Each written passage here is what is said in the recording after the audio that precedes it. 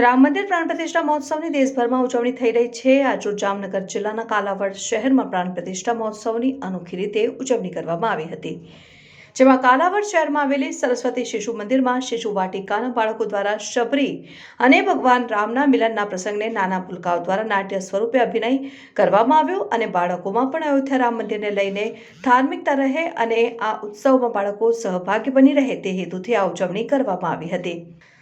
આ દ્રશ્યો પરથી જોઈ શકાય છે કે અયોધ્યા રામ મંદિર પ્રાણ પ્રતિષ્ઠા મહોત્સવમાં બાળકો પણ બાકાત નથી અને બાળકોનો ઉત્સાહ જોઈ શકાય છે।